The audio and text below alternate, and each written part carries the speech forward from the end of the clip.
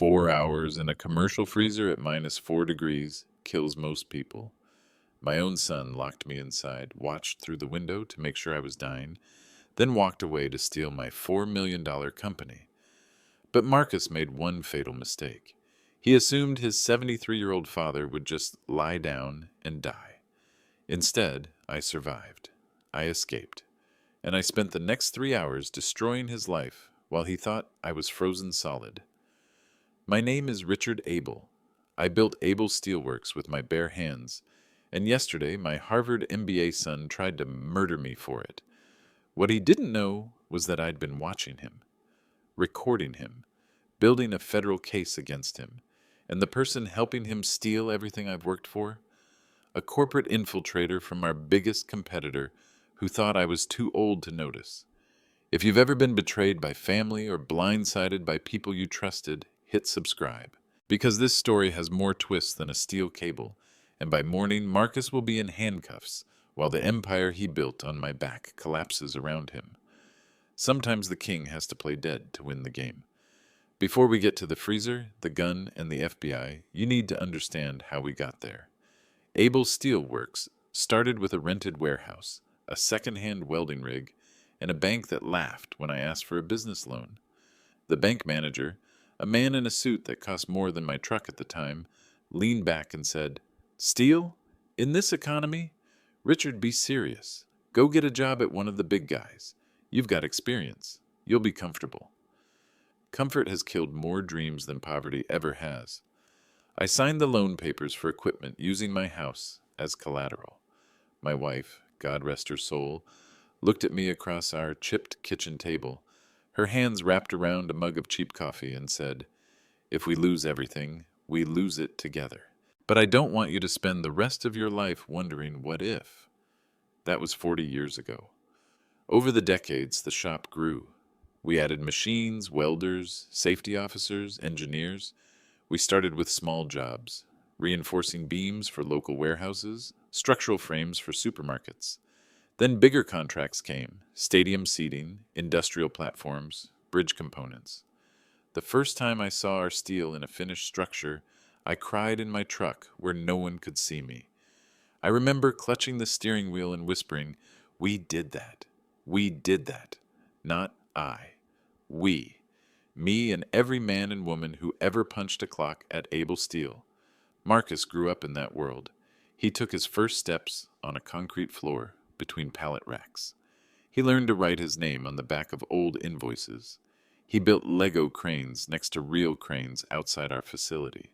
The men on the floor used to lift him up and sit him on a stack of beams, telling him, "You're going to be the boss one day, kid. Remember us when you're rich." He loved it, at least until he didn't. Somewhere around high school, something shifted.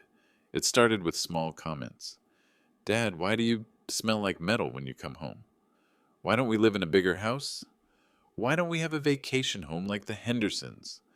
I tried to explain that most of our profits went back into the business, into better machinery, safer equipment, higher wages, health insurance.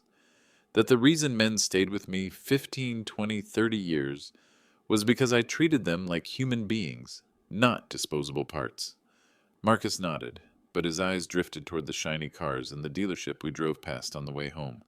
"They don't smell like metal," he muttered once. He got into Wharton Business School through brains and scholarships, not my money. I was proud. I told everyone willing to listen that my son was going to be the first Abel with a fancy degree on the wall. When he graduated, he came back to Pittsburgh for a family barbecue. My wife made ribs. The yard smelled like smoke and sauce. Marcus wore a pressed shirt and an expensive watch, and stood talking to my welders like he was a guest speaker at a seminar instead of the boy who used to ride in their forklifts when my back was turned. "You could automate half the floor," he told me that day. "Look at these processes. They're prehistoric, Dad." "Prehistoric built this house," I replied. "It's not about the past," he said. "It's about scaling. You're leaving money on the table." "Maybe I'm leaving accidents off the table too," I said. He rolled his eyes. "You can't build a modern company on sentiment." I should have paid more attention to that sentence. Years later, after my wife died, the house felt too big and too quiet. Grief has a way of hollowing out room after room until you could swear the walls echo. Marcus suggested I focus on the business to distract myself. Let me take more responsibility, he said. You don't need to be in the shop every day. Let me handle the numbers, the strategy, the future. Strategy is one of those words that can mean growth or warfare, depending on who's saying it. I made him CFO 2 years ago. We updated his office, put his name on the company website. The employees were happy to see the boss's boy taking a bigger role. Continuity, legacy, future. I thought I was protecting the company by keeping it in the family. I didn't realize I was handing the fox the keys to the henhouse. The first real red flag came in the form of a coffee spill. Not metaphorically, an actual physical spill. I was in the break room pouring myself a cup of black sludge from the industrial coffee maker when Elena rushed in holding a stack of papers, her usually neat ponytail slightly out of place. Mr. Abel, I just printed, she started, then froze when she saw me. Oh, sorry. I thought you'd gone home already. I could say the same about you, I replied. It's after 7. She gave a tired smile. Quarter close. You know how it is. She set her stack of papers on the table, and her elbow bumped my cup. Coffee splashed across the top sheet. Damn it, I'm so sorry, she said, grabbing napkins. I reached out to help, my eyes catching the heading across the top of the page. Harrison Industries bid comparison. Internal. Elena, I said slowly, since when are we running internal reports on Harrison's bids? She froze. For a half second, her professional mask slipped. I saw something there. Worry. Calculation. Maybe even fear. It's just a competitive analysis, she said too quickly. We've been losing contracts lately. I wanted to see how close their numbers were to ours. I picked up the partially coffee-stained page. The spreadsheet showed 6 contracts we'd lost in the past 6 months.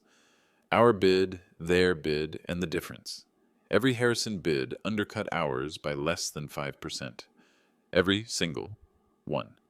In my world, you don't hit that level of accuracy by accident.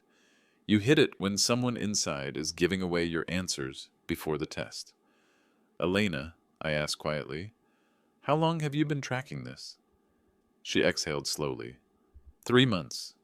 And you didn't tell me. I wanted to be sure, she said. I thought maybe it was coincidence, or we had a leak somewhere lower in the chain. I've been checking systems, watching access logs, pulling email and metadata. I didn't want to come to you with half a suspicion. I respected that. One of the reasons I'd kept Elena as CFO for 15 years was because she didn't deal in rumors. She dealt in facts. But facts were starting to look very ugly. Show me everything, I said. She closed her eyes briefly, like she'd been waiting for that sentence and dreading it. Yes, sir. That night, instead of going home to my silent house and reheated leftovers, I sat in Elena's office with a reheated cup of coffee and 4 decades of experience whispering in my ear, something is very, very wrong. She pulled up logs. She showed me files. She mapped out access histories for financial records, contract drafts, proposal templates. I keep seeing the same pattern, she said, tapping the screen. Files get accessed late at night, usually from Marcus's credentials, sometimes from his laptop, sometimes from his office desktop. Within 48 hours, Harrison submits a bid that lines up perfectly with our own, plus a small undercut. Somebody could have stolen his password, I said. I wanted that to be true, desperately. I thought of that, Elena replied. So I checked keycard logs and VPN connections. It's him, his device, his keycard, his hours. My stomach sank. Have you talked to him? I asked. No, she said, because if I'm wrong, I accuse your son of espionage. And if I'm right, I'm sitting 3 doors down from a man who's selling us out. I rubbed my forehead. You did the right thing not going to him, I said. From now on, you come to me first. That's when I realized something else. The surveillance system we'd upgraded 6 months prior wasn't just good for catching thieves in the yard. It could catch something far worse.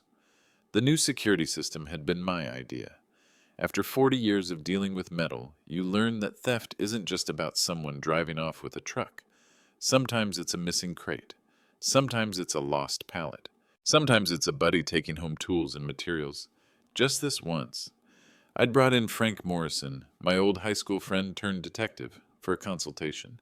"You've got blind spots," he'd said bluntly. "On your cameras and in your hiring, you trust too easily, Rich." "I have to trust somebody," I'd replied. "Trust," he said, "is not the same as leaving every door unlocked." So we installed more cameras. We upgraded to smart key cards. We set up a system where unusual behavior, after-hours movement, odd access patterns, got flagged for review. At the time, I'd thought it was overkill. Now, I was grateful my paranoid friend had insisted. 3 weeks before the freezer incident, I'd asked our IT consultant to set up remote access to the security system from my phone in case of emergency. The emergency arrived sooner than any of us expected. Elena and I started building a digital file: logs, spreadsheets, suspicious bid patterns, late-night access session records, call logs from the office phone system. She found that Marcus was forwarding certain emails to a personal account outside our domain. "That's a violation of policy," she muttered, scrolling. "He's been sending contract drafts to himself. Look, this one went out 40 minutes before Harrison submitted their bid." "Can we pull his personal account?" I asked. "Not legally," she replied, "but we can see metadata from our side." That's when she found the smoking gun: a forwarded email titled Operation Acquisition Draft Talking Points. Originally sent from a Harrison Industries domain, Marcus had forwarded it from his personal account to his work email, then from his work email to the printer downstairs, but then deleted all copies in his inbox. What he didn't realize was that our system kept shadow backups for regulatory compliance. Elena restored the deleted email. We read it together. Key objectives: pressure Richard Abel regarding age, succession, and market volatility. Position Harrison as savior, not predator. Offer slightly below market valuation with urgent timeline justification. Secure preliminary verbal commitment, then apply additional leverage if resistance persists. Contingency strategies available if standard persuasion fails. Additional leverage, I repeated. Contingency strategies. Elena swallowed. "Mr. Abel," she said quietly, "I think your son is in deeper than you realize." "Why didn't they come after me directly?" I muttered. "Why Marcus?" "Because you built this place," she replied. "You know every beam, every bolt. You don't scare easy. Marcus scares. He wants more than he has, and he thinks he deserves it. That's leverage." We started recording everything. Every suspicious access, every forwarded email, every time Marcus stepped outside for a call and returned looking slightly smug. We didn't confront him. Not yet. Confrontation without a plan is just an argument. I wanted something better than yelling. I wanted an airtight case. And then came Wednesday's emergency meeting. Wednesday morning, Marcus called an all-hands with senior leadership. We don't have that many layers in our company. Senior leadership is basically me, him, Elena, and our operations manager. He sent the calendar invite himself. That alone was unusual. Normally he had his assistant do it and word it like some corporate webinar. The subject line read, "Securing the Future of Able Steel, Urgent." I walked into the conference room at 9 sharp. The blinds were half drawn, letting in thin bars of winter light. The table smelled faintly of lemon cleaner and stale coffee. Marcus was already there, pacing. Next to him sat a woman I'd never seen before. She was late 30s or early 40s, blonde hair in a precise bob, makeup done in that subtle way that says, "expensive consultant." Her suit looked tailored, her briefcase leather, and her smile like something sharp hidden inside velvet. "Dad, this is Patricia Wong from Harrison Industries," Marcus said brightly. "She's here to discuss a partnership opportunity." Partnership. In steel, that word usually means one thing. We're buying you, and you're going to like it. Patricia stood, extended her hand. "Mr. Abel, it's an honor," she said. "I've followed Able Steel's growth for years. What you've built here is—" She paused like she was searching for the right word. "Iconic." People use iconic when they're about to tear something down and build condos. "What kind of partnership?" I asked, not sitting yet. She gestured to the screen where a slide deck was already up. Harrison Industries is looking to expand our footprint in the region, she said. Rather than compete with established, respected local companies like yours, we prefer to collaborate. Synergy, shared resources, mutual growth. Those are a lot of words, I said. What do they mean in dollars and control? She smiled, just a fraction tighter. It means a merger, Mr. Abel, Marcus cut in. Harrison is offering $2.8 million for Able Steel, cash. We'd retain operational control for the first year while we integrate systems and processes. I sat down slowly. $2.8 million for a company worth at least 4.3 on a bad day. And after the first year? I asked. Patricia tilted her head. That would depend on performance. Most of our mergers turn into full integration, unified branding, centralized operations. It's a natural evolution. Natural evolution, I repeated, like turning a living tree into a coffee table. Patricia laughed, like I'd said something charming. We recognize the emotional connection owners have with what they've built, she said, which is why we're prepared to move quickly. Our offer is contingent on a decision by 6 p.m. today. Market conditions and internal timing, you understand? 8 hours to decide the fate of 40 years. I don't make decisions like this in a day, I replied, especially not for less than market value. That's generous, I added. When did this offer come in? Just yesterday, Patricia said smoothly. My eyes flicked to Marcus. He wasn't looking at me. He was watching her, admiring almost. How did Harrison get access to our financials so quickly? I asked. Valuation, projections, contract pipeline. That's a lot of homework for an overnight offer. We have robust analysis teams, Patricia said. Public filings, industry data, informal channels. She let that hang in the air. Informal channels, like a CFO son willing to hand over internal numbers. I need to think about it, I said. Marcus's jaw tightened. Dad, we can't keep thinking forever, he said. The industry's consolidating. We either adapt or get left behind. This is a chance to secure the family's future. The family's future, I said, looks a lot like you drinking on a beach while my welders stand in an unemployment line. Hard pass. Richard, Patricia said, her voice silk over steel, we're not the enemy here.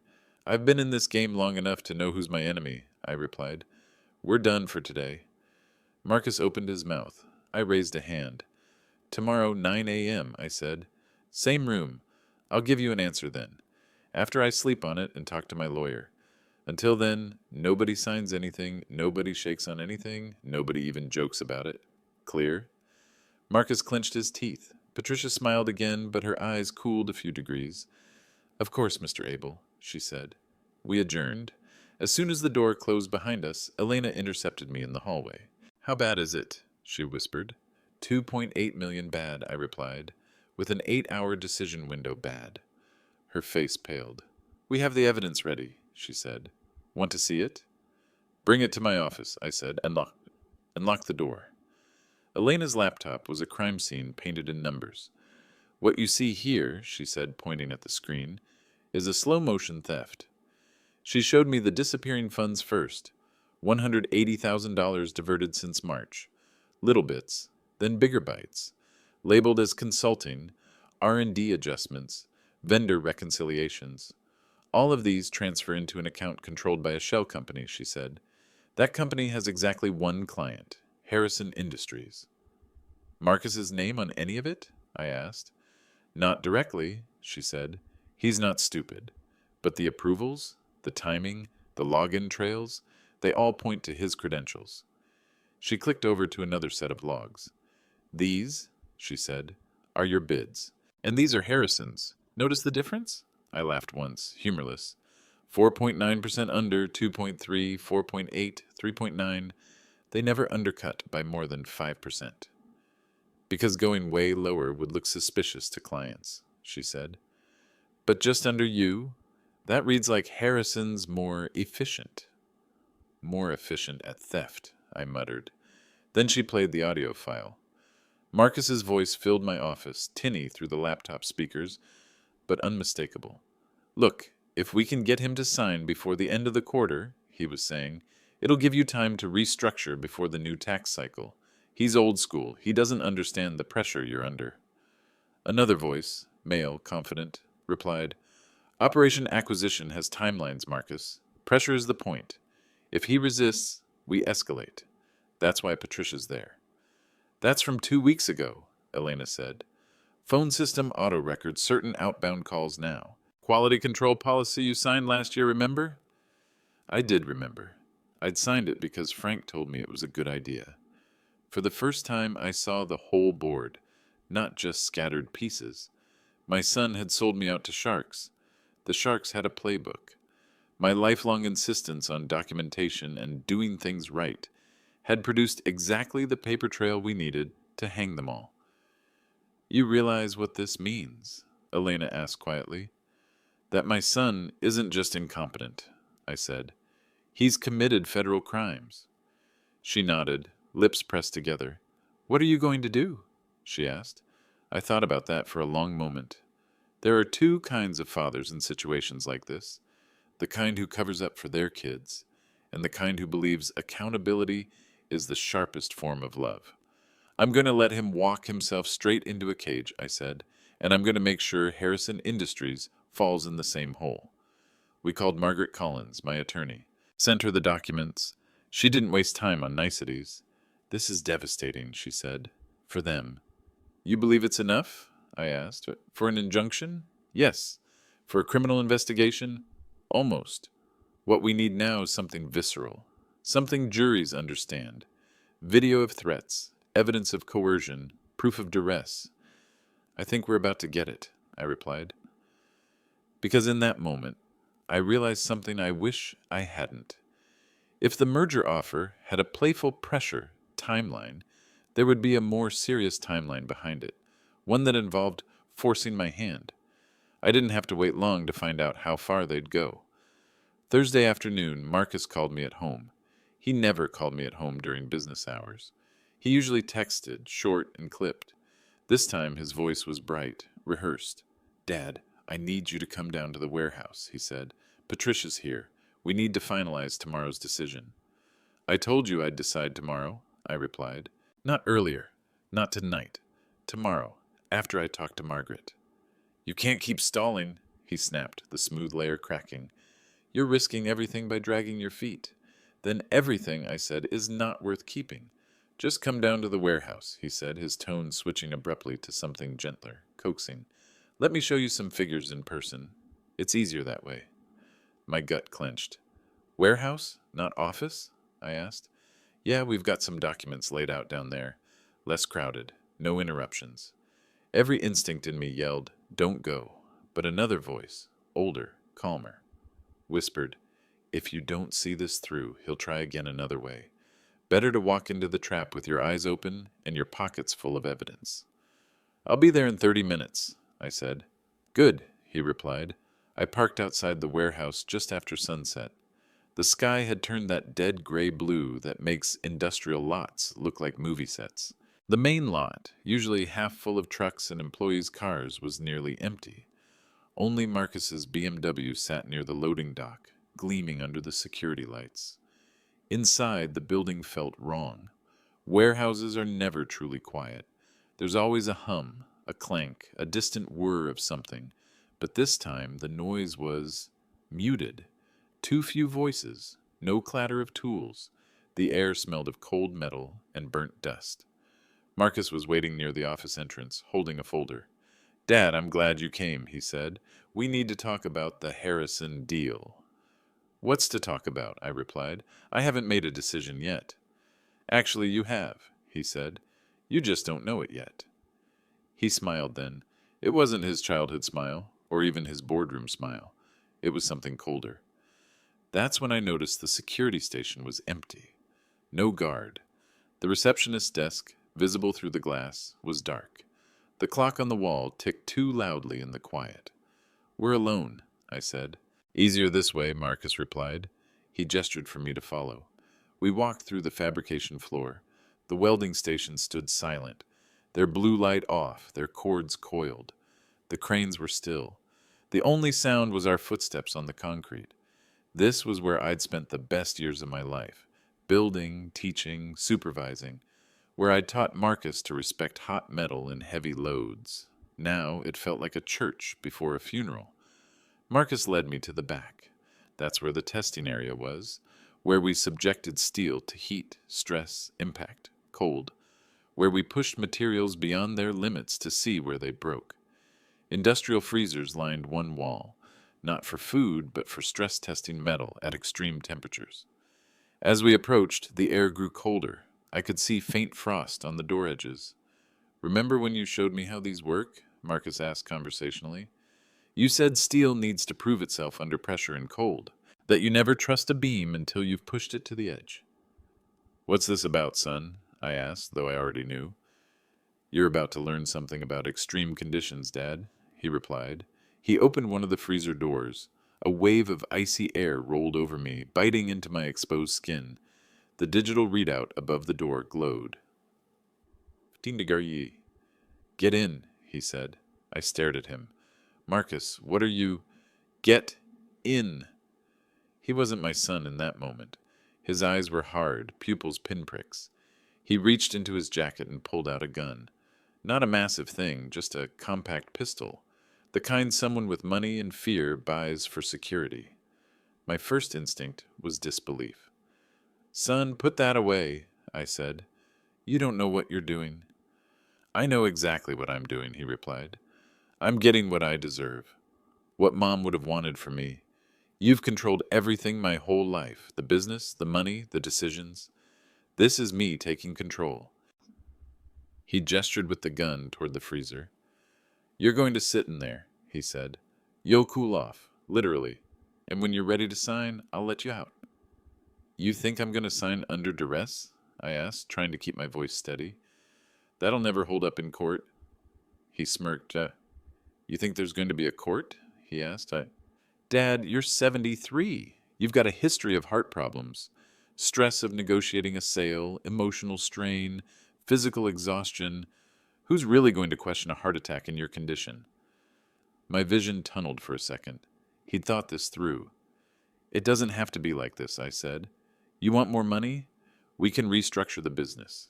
Set up bonuses, shares, a trust. I don't want crumbs from your table," he snapped. "I want the table. I want the house. I want the accounts. I want Harrison's payout. I'm done being the kid who was always learning from Dad." He took a step closer, the gun steady. "Get in the freezer," he repeated, "or I shoot you in the leg and drag you in. Either way, you're going in." I realized then that he might actually pull the trigger, not to kill me outright, just enough to get what he wanted. The end result would be the same. I stepped into the freezer. The cold slammed into me like a physical blow. My lungs protested. My joints screamed. The air felt too sharp to breathe. "Marcus," I said, turning back toward him, "this is your last chance to stop before this becomes something you can't come back from." He looked at me through the small rectangular window in the door. "No," he said. "This is my first chance to be free." He slammed the door. The lock clicked from the outside. Inside, the light was dim, bluish. Metal racks and test fixtures cast long shadows across the floor. I could see my breath immediately, white clouds blossoming and dissipating. I was wearing only my work clothes: flannel shirt, jeans, steel-toe boots, no jacket, no gloves. My first instinct was to bang on the door, to scream, to pound until someone heard. Nobody would. He'd cleared the building. I forced myself to sit down on a metal crate. My hands were already shaking, but not from panic, from calculation. "You have 3 hours, maybe 4, I told myself. "Less if you waste energy. Think." I started counting my breaths. In, out. In, out. Panicking in the cold is like pouring gasoline on a fire and then trying to put it out with your hands. I needed my hands. Something strange happens when your body starts losing heat. Time stretches and contracts. Memories surface with intense clarity. The terrible part is that your mind can feel sharper even as your cells slow down. Sitting on that crate, I remembered a day when Marcus was 12. We'd been in this same warehouse in the summer. It had been brutally hot, 95 degrees, humidity like soup. The men were sweating through their shirts, hard hats slick with condensation. I'd brought Marcus along because my wife had a doctor's appointment, and I didn't want him home alone that long. He'd wandered off from the office and ended up watching us run a test in the freezer area. "What's that for?" he'd asked, pointing at the chamber. "For testing steel," I'd said. "We hit it with cold, heat, pressure. If it holds, it's worthy." "What happens if it breaks?" he asked. "Then it never goes into a building," I said. "Better to find out here than have a bridge fail when someone's driving across it." He'd nodded solemnly. Now here I was, the old man in the test chamber, watching my own son try to see where I'd break. 2 hours in, my fingers were stiff. My toes throbbed dully. A line of pain ran up my shins into my knees. But my mind? Crystal clear. I thought about Elena's access, about the cameras, about Frank's warnings, about the remote login codes in my wallet, about the emergency release mechanism I'd insisted on years ago when we bought these freezers. "People get locked in things," I'd told the salesman. "I don't care what the spec sheet says. Put a damn inside release on it." He'd shrugged and charged me extra. Best money I ever spent. I stood up slowly, flexing my fingers. They felt like someone else's hand, thick and clumsy. The release panel was near the door, recessed in the wall. I shuffled toward it, boots scraping on the cold floor. Even through my numbness, I could feel the metal sting my fingertips. The panel popped off after a tug. Inside, a simple lever mechanism connected to the latch. I'd seen it during installation, even tested it once years ago. "Industrial freezers are designed not to trap workers," I muttered. "As long as the workers remember the design." I pulled the lever. The door seal broke with a soft hiss. The latch disengaged silently. I opened the door a crack, just enough to feel a wave of warm 40-degree warehouse air wash over me. It felt tropical compared to the freezer, but I didn't step out yet, because I wasn't done letting Marcus think he'd won. I could hear faint sounds from the office area. A voice on the phone, his likely. Maybe Patricia's on speaker. I closed the door gently, leaving the latch just shy of clicking shut. From the outside, it would look closed. From the inside, it wouldn't lock again. Then I went back to the crate and sat down. Another 10 minutes passed. My phone buzzed in my pocket. I'd forgotten I even had it. "Idiot," I scolded myself. "Always check what's in your pockets before sacrificing yourself." Elena's text lit the screen. "Package delivered to your office. Check your email ASAP." I forced my stiff fingers to unlock the device. I opened my email app. Elena had sent a compressed file. Financial forensics. Able Steel investigation. And inside were PDFs, spreadsheets, and one audio file. My phone's screen felt like a small stove in my hands. The contrast between its warmth and the air's cold was almost painful. I put in earbuds, another thing I'd forgotten I was carrying, and hit play on the audio. Marcus's voice filled my ears again. This time I listened without Elena's commentary. "He's stuck in his ways," Marcus was saying. "I can't get him to see the big picture. Harrison's offer is the best outcome. But if he won't sign voluntarily, then we escalate," a calm male voice replied. "That's why we have contingency plans." "He's old," Marcus said. "A little pressure, a little scare. He'll give in. Worst case, his health gives out. We spin it as a tragic but peaceful retirement." "You'll get your payout either way," the man said. "But understand this, Marcus. Once this moves to contingency, there's no going back. Are you prepared for that?" There was a pause. Then my son said, "Yes, I'm prepared." Sitting in that freezer, listening to my son sign my death warrant, something inside me hardened into something sharp and cold. I'd spent my whole life believing that blood meant something, that raising a child with love, food, shelter, education, and opportunity guaranteed some baseline of loyalty. It doesn't. It never has. Only character does. And character isn't inherited, it's chosen. Marcus had made his choice. Now I was going to make mine. I waited until I heard his voice clearly through the door. "Yeah, he's secure," Marcus was saying to someone on the phone. "He'll sign the papers within the hour. No, there's no risk. My dad's not exactly a criminal mastermind. Trust me, Patricia, this is under control." Not exactly, son. I stood up again, pulled the lever, and this time stepped fully out of the freezer. The warehouse air made my face sting as blood crept back toward the surface. I moved carefully, keeping to the shadows between racks and equipment. I knew every squeaky section of floor in that building. I'd walked it thousands of times. I avoided them. From the edge of the fabrication area, I could see into the office corridor. Marcus's back was to me as he stood at my desk, phone tucked between his shoulder and ear, shuffling papers. On the desk, I saw the transfer agreement, signed by him, not yet signed by me.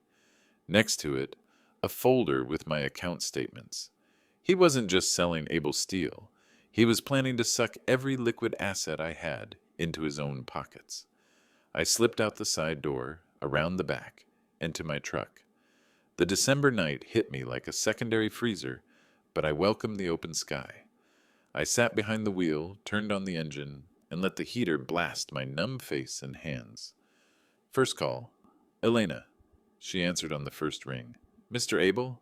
Your location tag just pinged. Are you all right? She blurted. I've been better, I said. My voice sounded rough, like metal dragged over concrete. Marcus locked me in the freezer. Oh my God. I'm out, I said. But that just turned our suspicions into attempted murder. Are you still at the office? Yes, I've got the files ready. I was about to drive them to your house.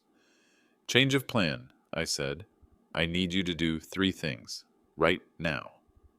Tell me. 1. Transfer 60% of the company's shares into the family trust. Use the emergency protocols we set up last year. 2. Freeze all company accounts Marcus has approval on. I don't want him moving a single penny. 3. Call Detective Frank Morrison. Tell him this is an official report of kidnapping and extortion in progress. That's big, Mr. Abel. It's appropriate, I replied. How fast can you get those transfers done? 20 minutes if the bank systems cooperate, she said. The account freezes I can initiate in 10, but once Marcus tries to move funds and gets blocked, he'll know something's wrong. He already thinks everything's under control, I said. Let's surprise him. Second call, Margaret. Richard, she answered, sleep in her voice but alert within seconds. What happened? My son locked me in an industrial freezer to force me to sign a transfer agreement, I said. I have video, I have logs, I have recorded calls, and I have a CFO who can back all of it up. Silence. Then, all right, we're past family dispute. This is criminal. You need to file a police report immediately. I'll start drafting an emergency federal injunction. Corporate espionage, elder abuse, extortion. That enough to get FBI attention? I asked. Yes, she said, especially with Harrison Industries involved. They've been on the edge of an investigation for years. This might tip them over. Third call. Frank. Rich? It's late. This better be about hockey tickets or something serious, he groaned. It's serious, I said. My son just locked me in a walk-in freezer at the plant. He's got a gun. He's trying to force me to sign away the company to Harrison Industries. We've got security footage. Frank's exhale was pure cop. You out? He asked. Yes. Safe? Physically? More or less. Mentally? That's a different question. Don't go back inside, he said. I'm 20 minutes out with a squad. We'll catch him in the act. I need you to move fast, I said, before he realizes the accounts are frozen. He swore under his breath. I'm on my way, he said. Stay put. Let the professionals do the cowboy work this time. Not my first rodeo, Frank, I replied. No, he said, but it might be your last if you keep walking into freezers. I hung up and sat there, feeling the heater thaw me from the outside in. In the span of an hour, I'd gone from victim to witness to architect of a counterattack. It felt awful and right. Part 9. Arrests and Revelations. By the time I eased my truck back onto the street facing Able Steel, there were already 2 police cars in the lot. Their lights flashed silently, strobes of red and blue against the warehouse walls. I parked across the street again, where I could see through the office windows. Marcus stood in the lobby, gesturing wildly, his movements jerky. Detective Morrison faced him, one hand near his belt, his expression carved from stone. I watched as another officer stepped around Marcus, heading toward the back. Seconds later, Marcus's shoulders slumped, handcuffs appeared. The officer spun him gently but firmly toward the wall. Frank read him his rights. My son's mouth moved, probably protesting, explaining, blaming stress, misunderstanding, anything but the truth. Elena stood off to the side, her laptop open, her face pale but composed. She looked like someone who'd just chosen a side and accepted the cost. I waited until they'd moved Marcus into the back of a patrol car before walking toward the entrance. As I pushed open the door, warm air and bright light hit me. Conversations cut off. Every eye turned toward me. Marcus saw me through the window of the squad car. His face drained of color. "Dad?" he mouthed. "How—" I walked to the car, leaned slightly toward the open top of the window. "Industrial freezers have safety releases, Marcus," I said. "I taught you that when you were 16. Guess you were too busy thinking about your strategy to remember basic safety." He swallowed. "This is insane," he said aloud. "Dad, tell them. Tell them this was just a stupid argument that got out of hand. I wasn't really going to hurt you." "Is that why you had the gun?" I asked. "Or why you cleared the building? Or why you've been embezzling company funds and feeding contracts to Harrison Industries?" His eyes darted to the officers, then back to me. "I did it for us," he said desperately. "For the family. For the future. You were going to drive this place into the ground." "I'd rather drive it into the ground than hand it over to vultures," I said. Elena approached, laptop in her arms. "Detective," she said to Frank, "I have something you should see." She turned the screen so he could view it. Footage rolled, Marcus leading me to the back, opening the freezer, pointing the gun, me stepping inside, the door slamming, the lock engaging. The audio was clear enough to hear his words about pressure and motivation. Frank didn't say anything at first. His jaw flexed once, twice, then he said, "Marcus Abel, you're under arrest for kidnapping, unlawful restraint, and attempted extortion. And that's just the state list. The feds are going to have a field day with the rest." "This is wrong," Marcus protested. "You can't take one video out of context." Frank snorted, "Son, that's not out of context. That's the director's cut.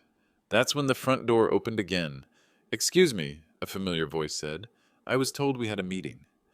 Patricia Wong, still in her flawless suit, stepped into the lobby. She took in the flashing lights, the uniforms, the sight of Marcus's hands cuffed behind his back. Her eyes flicked to mine for a fraction of a second. Then she turned to leave. "Ms. Wong," I called. "Going so soon?" She paused, back stiff. "This appears to be an internal family matter," she said without turning around. "Harrison Industries has no desire to interfere with with my kidnapping," I said. "With your operation acquisition? With the embezzlement you orchestrated?" Frank stepped between her and the door. "Ma'am," he said, all polite menace, "I'm going to need you to stay. We have some questions." She smiled thinly. "I'm here in a purely advisory capacity," she said. "Any business disagreements between Mr. Abel and his son are—" "Elena," I said. "Play the recording." The audio file Elena had found filled the lobby. Marcus's voice, the Harrison contact's voice, the operation acquisition label, the contingency strategies, Patricia's name. When her own voice came through the recording giving instructions, she went very still. "That's a violation of Pennsylvania wiretapping statutes," she said quickly. "You can't—" "No, it isn't," Elena cut in. "Our system records outbound business calls for quality assurance. It's in the terms of employment everyone signs, including Marcus." Frank raised an eyebrow. "Ms. Wong," he said, "you have the right to remain silent. Might want to exercise it before you dig deeper." She inhaled slowly, then did something I didn't expect. She laughed. It wasn't hysterical. It wasn't mocking. It was tired. "Detective," she said, "you have no idea how big this is. Arresting me and this idiot," she jerked her head slightly toward Marcus, "isn't going to scratch the surface." "Then you won't mind coming down to the station to enlighten us," Frank said. She considered that. "On one condition," she said. Frank blinked. "This isn't a negotiation," he replied. "It is if you want the people behind Harrison Industries," she said calmly. "The ones who signed my checks. the ones who turned mergers and acquisitions into strategic murder. The lobby seemed to shrink around us. Richard, she added, turning toward me, you wanted to know who's really been aiming at your company for the last year? You're going to meet them. Part 10. Federal Interest. 2 hours later, I sat in a small conference room at the local police station, the kind with humming fluorescent lights and chairs designed to make you sit upright. Elena sat beside me, her laptop plugged in. Frank perched against the wall near the door. Margaret had arrived in a whirlwind of wool coat and legal pads, hair slightly disheveled, but eyes sharp. Across from us sat Agent Sarah Chen of the FBI. She was mid-30s, dark hair pulled into a smooth bun, suit immaculate, expression calm but edged. You've caused quite a stir, Mr. Abel, she said after introductions. Harrison Industries has been on our radar for 2 years. We've suspected they've been used as a front by a private equity firm with organized crime ties, but we lacked a cooperative witness inside. Until now. You're counting Patricia as cooperative? I asked skeptically. She's counting herself as cornered, Chen replied. That tends to inspire sudden honesty, at least partially. She laid out files on the table, photos of Harrison facilities, charts of shell corporations, mapping diagrams that looked like spiderwebs made of bank accounts. Harrison doesn't own themselves, she said. They're controlled by Meridian Capital. Meridian specializes in distressed asset acquisition, buying up family businesses that are struggling or persuading them to sell below market value, then carving them up. How many companies? Elena asked softly. In your sector alone, 7 in 3 years, Chen said. Nationwide, across industries, 47. We've documented patterns, sudden mergers, quick deaths of former owners, suspicious insurance payouts. Sudden deaths? I repeated. You think they're killing people? She chose her words carefully.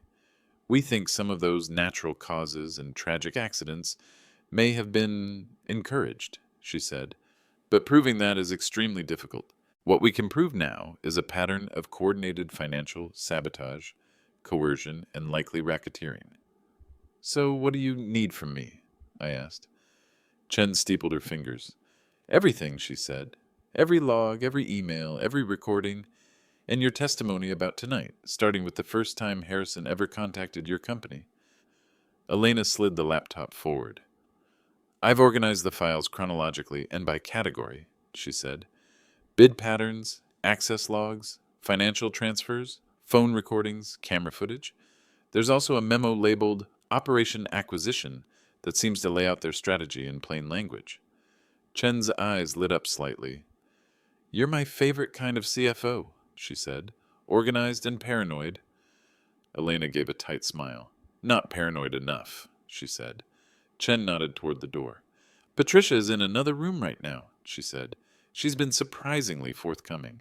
Claims she's willing to turn state's evidence if we can guarantee certain protections. Protections from whom? Margaret asked. From the people who will be very unhappy if their expensive weapon starts pointing the other way, Chen replied. It struck me then in a way it hadn't before. Patricia wasn't just a villain. She was also an employee, a tool, a sharpshooter in a war she hadn't started. Did that make her less guilty? No, but it made the battlefield clearer. Where does my son fit in all this? I asked quietly. In legal terms, Chen replied. He's a co-conspirator who became useful bait. In Meridian's terms, he's a disposable asset with a familiar last name. Elaborate, Margaret said. Harrison and Meridian prefer to have a family insider in every acquisition, Chen said. Looks better to regulators and courts. The heir agreed to the sale, they say. We just finalized paperwork. If the outsider parent dies soon after, it looks like stress or health issues, not murder. And Marcus? I asked. He thought he was playing them, she said. Really, they were setting him up to take the fall if anything went wrong. Which it did, Frank muttered, spectacularly. Right now, Chen continued, Marcus is talking to our white-collar crime unit. A good lawyer will advise him to cooperate. If he does, his sentence might be lighter. If he doesn't, he's looking at a very unpleasant decade. I closed my eyes briefly. I could still see my son's face through the freezer window. Fear and determination and greed all tangled together. Will he be safe? I asked. If Meridian sees him as a liability, won't they come after him? Or me? Yes, Chen said simply. You're both potential targets now, which is why, effective immediately, you are under federal protection. Limited but real. Elena stiffened. What about the company? She asked. If word gets out that the owner and CFO are involved in a federal investigation, we'll handle the public narrative carefully, Margaret cut in. For now, the official story is internal fraud discovered, swift action taken, full cooperation with authorities. That plays well with clients and insurers. And Harrison? I asked. Meridian? Chen smiled slightly. They're about to have a very bad quarter, she said. Legal processes move slowly on the surface and impossibly fast behind the scenes. In the next weeks, life became a blur of statements, meetings, document signings, and strategy sessions. Marcus's lawyer advised him to cooperate. He provided details about his conversations, payments, meetings with Harrison executives. He told us where bodies were metaphorically buried, hidden accounts, shadow agreements, back-channel promises. I watched him through glass one day at the courthouse, his hands cuffed, his expensive watch long gone. He looked smaller, not physically, just diminished. He caught my eye. For a moment, neither of us moved. Then he mouthed, I'm sorry. I didn't mouth anything back. Forgiveness isn't cinematic.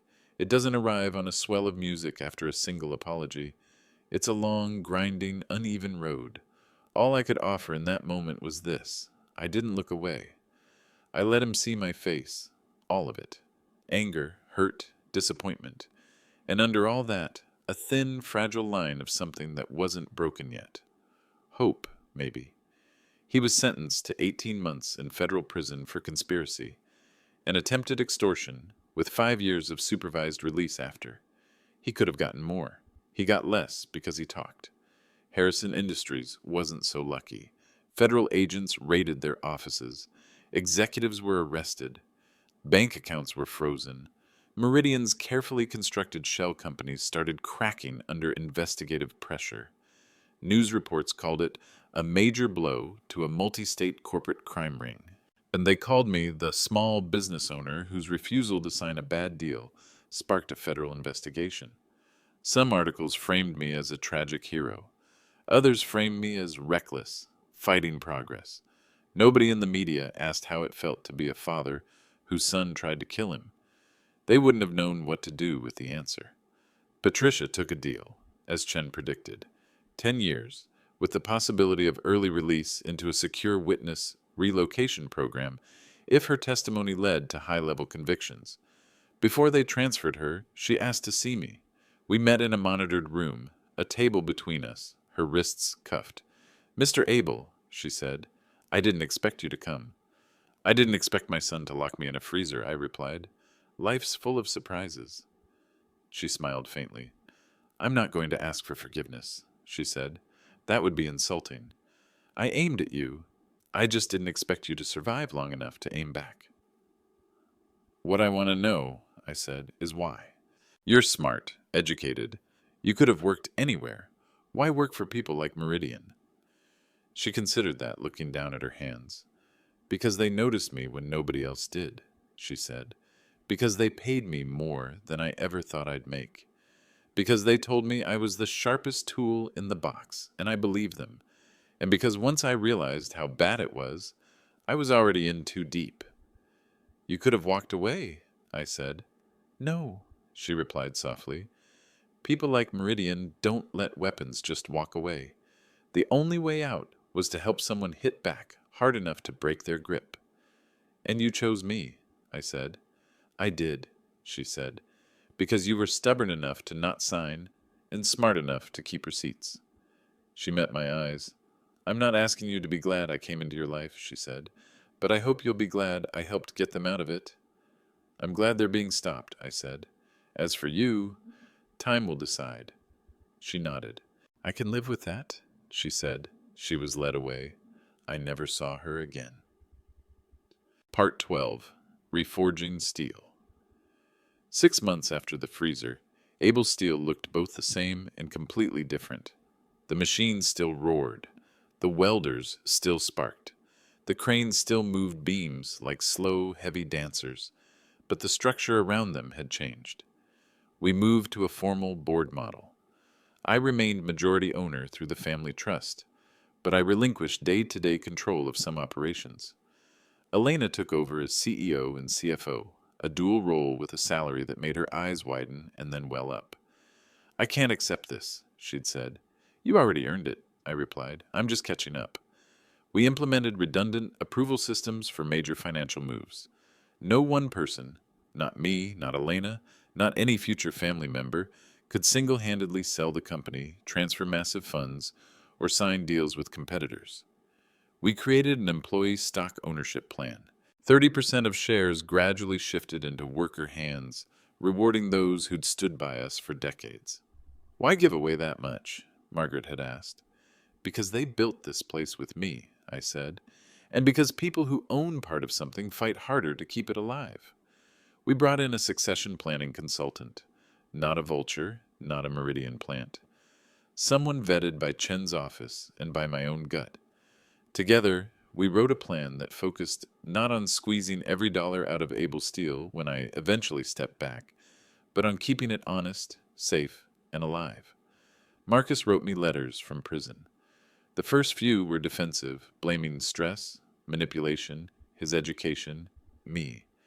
"I always felt like I was living in your shadow," he wrote once. "Like no matter what I did, it wouldn't be enough." I nearly burned that letter, but I didn't. The letters shifted slowly. Less you, more I. I chose to do this. I knew it was wrong. Well, I thought money and control would finally make me feel like I'd earned something. All it did was show me how empty I was inside. He called sometimes during scheduled phone hours. The first few calls were awkward, filled with silence and small talk. "How's the shop?" he'd ask. "Loud," I'd say, "like it should be." "Are they okay?" he'd ask. He meant the employees. "Some are angry," I'd say. "Some feel betrayed, but they're still here." Eventually, we started talking about real things. We talked about stress, about pressure, about what it feels like to be the future everyone mentions whenever your father's name comes up. I didn't excuse him. I didn't soften what he did, but I listened. One call, he said quietly, "I don't expect to run the company when I get out. I don't expect you to ever trust me with money again. I just hope you won't pretend I died in that freezer with you." "That's not how freezers work," I said. "They don't kill everything. They just show you what cracks under pressure and what doesn't." "Did I crack?" he asked. Yeah," I said. "But cracks can be repaired. Steel can be reforged. So can people. It's just a lot harder." "I'm willing to try," he said. "We'll see," I replied. One day at a time. One evening, not long after the legal dust settled, I stood at the edge of the production floor, watching a new batch of beams move down the line. The air smelled like hot metal and oil, the smells of my whole adult life. Elena walked up beside me. "Quality control reports came in," she said. "New testing protocols are working. Fewer failures, better margins. The crew's proud." "They should be," I said. She hesitated. "There's a call for you in the office," she added, "from a man in Ohio. Owns a fabrication shop. Says he watched a news report about your case. Thinks Harrison, or someone like them, is circling his business now." I sighed softly. "Put him through," I said. We walked back toward my office. The same walls, same desk, same photos. Different man sitting behind it. Not because my face changed, because I finally understood something I'd felt, but never articulated. Able Steel was never just about metal. It was about boundaries, about where you draw them, about who you let cross them. I picked up the phone. "Mr. Klein," I said, "this is Richard Abel. I heard you've got people sniffing around your company. Let me tell you a story about a freezer, a family, and a very bad deal." He listened. I didn't sugarcoat anything. I told him about the signs he should watch for. Sudden friendly interest from bigger players, urgent timelines, below market but fast offers, pressure on heirs. At some point, he laughed sadly. You sound more like a counselor than a steel man, he said. I've been both, lately, I replied. After we hung up, I sat in my chair and looked at a small plaque on the wall. It was old, dusty around the edges. My wife had given it to me the year Able Steel turned 10. It read, Sometimes the strongest steel is forged in the hottest fires. The freezer had been cold, not hot, but the effect was the same. Pressure, stress, life trying to bend you into a shape that isn't yours. If you're not careful, you crack. If you are careful and lucky, you come out stronger, tempered. People like Harrison and Meridian don't just target companies. They target the soft spots in families, insecure sons, tired fathers, overconfident executives. I can't stop them from existing, but I can tell my story. If you're running a family business, or if you've ever felt those vultures circling, the ones who say partnership when they mean possession, remember this. You can't always stop people from betraying you. You can't control all the pressure they'll put on you, but you can control your preparation, your documentation, and your willingness to walk into the freezer with your eyes open and your hand on the release lever. Sometimes the king has to play dead to win the game. Sometimes the son who locks the king in the cold ends up discovering that the kingdom was never for sale. And sometimes, if you're very lucky and very stubborn, the steel you've spent your life forging, the company, the people, the values, comes out the other side of the fire unbreakable. If you know someone who needs to hear this, share it. Because somewhere out there, another owner is about to walk into a meeting thinking it's just business. I wrote this so he'll know it might be war.